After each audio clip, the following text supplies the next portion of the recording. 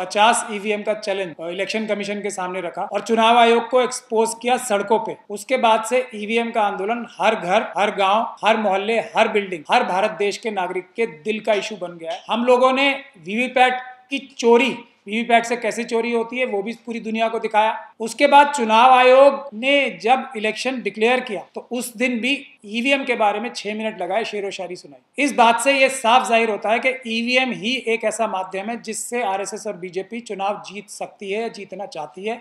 Public उन्हें vote नहीं दे रही कि ईवीएम से चुनाव नहीं होने देंगे, किसी भी हालत में नहीं होने देंगे, किसी भी कीमत पे नहीं होने देंगे। ईवीएम हटाओ, ईवीएम से चुनाव बेईमानी है।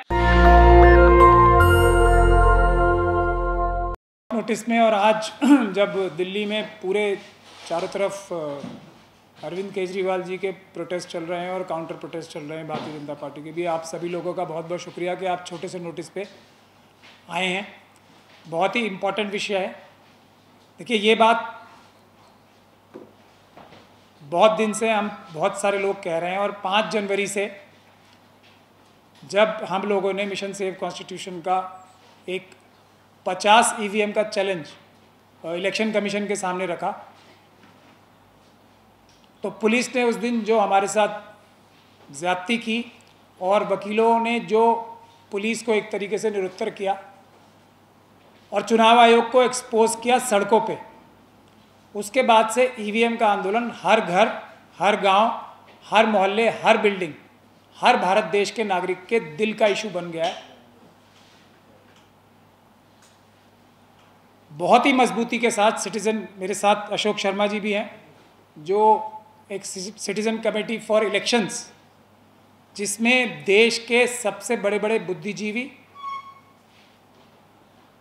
Retired IAS officers, professors, retired army officers, arm force officers, ये सभी ने मिलके जस्टिस लोकुर के साथ मिलके, रिटायर्ड जजेस के साथ मिलके, सुप्रीम कोर्ट और हाई कोर्ट के साथ एक रिपोर्ट तैयार की ईवीएम के खिलाफ, जिसने दुनिया भर के केसेस का भी डिस्कस किया।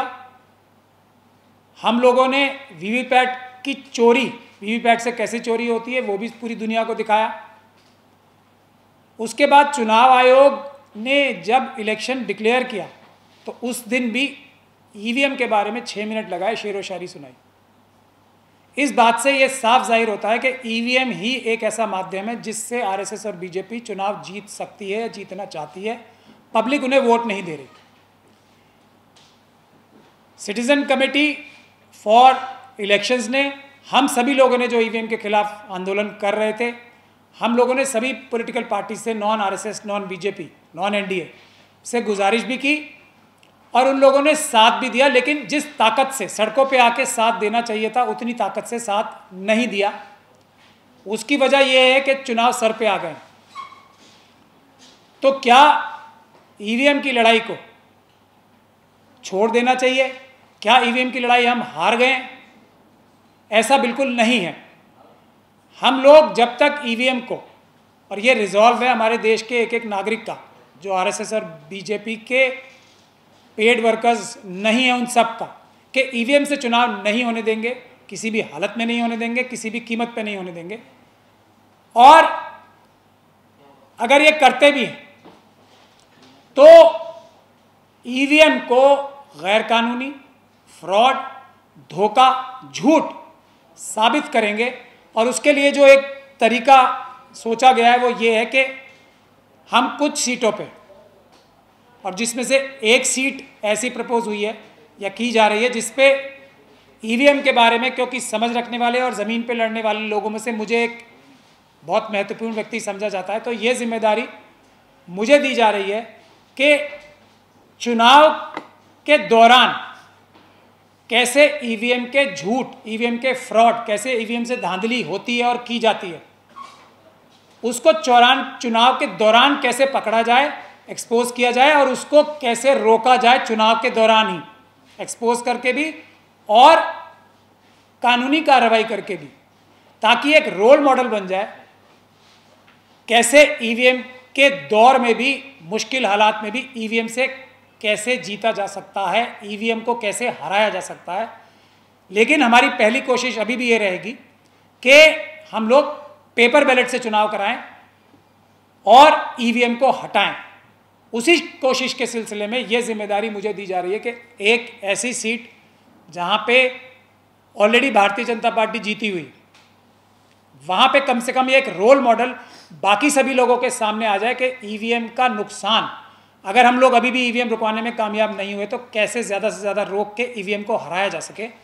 क्योंकि ईवीएम से, मैं ये बात शुरू से कह रहा हूँ, आप लोगों ने भी देखी होगी कि अब तक का जो इनका अरेंजमेंट है वो 20% वोट की घपला करने की ईवीएम से जो अरेंजमेंट आज की मशीनों से है वो ये है। पहले 64 अगर कैंडिडेट हो जाते थे तो ईवीएम फेल हो जाती थी, पेपर बैलेट से चुनाव कराना पड़ता था।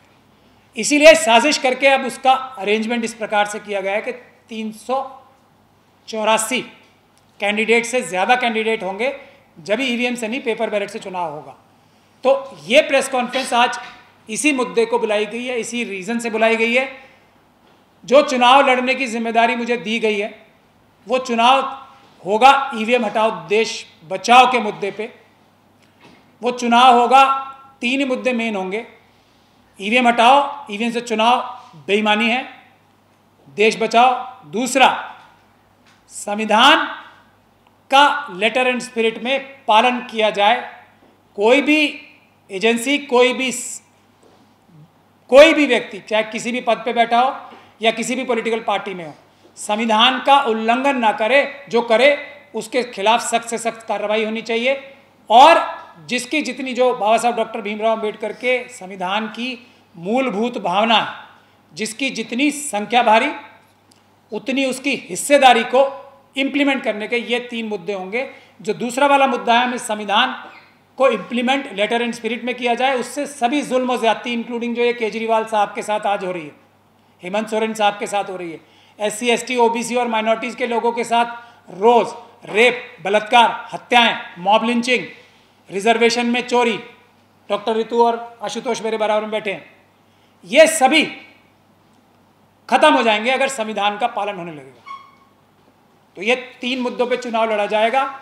जहां से भी लड़ा जाएगा वो अभी मेरे साथी बताएंगे, क्योंकि ये फैसला सब लोगों ने मिलकर किया है। देश भर में पूरे एक्टिविस्ट वगैरह लोगों से बात करके लिया गया है। तो अशोक शर्मा जी भी हमारे साथ है, देवा शायम साहब से भी मैंने डिस्कस किया, उसके बाद ये फैसला हुआ है। लेकिन हमारी गुजारिश है उन सभी अपोजिशन पार्टी से जो RSS और BJP के ग्रुप में नहीं है, NDA के ग्रुप में नहीं है, कि ये इलेक्शन हम लोगों को सपोर्ट किया जाए।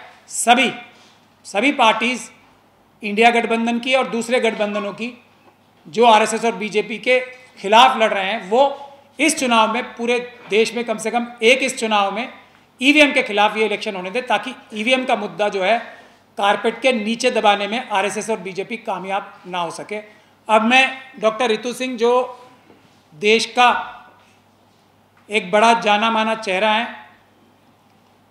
और एक युवाओं का, एक एजुकेटेड युवाओं का भी, प्रोफेसर्स का, एक देश का सबसे बड़ा आंदोलन जिसने पूरे देश में हर एक यूनिवर्सिटी में एक नई क्रांति ला दी है, जिन्होंने मोदी जी के आह्वान पर पकोड़े भी बेचने की कोशिश की, PhD होने के बाद भी PhD पकोड़े वाली बनने की भी कोशिश की, तो मोदी जी ने वो इनके ऊपर एक और FIR करा दी कि ना तो प्रोफेसर बनने देंगे, ना पकोड़े भी बेचने देंगे पढ़े लिखे नौजवानों को। तो मैं उनसे गुजारिश करूंगा कि वो इस बारे में चंद शब्द रखें।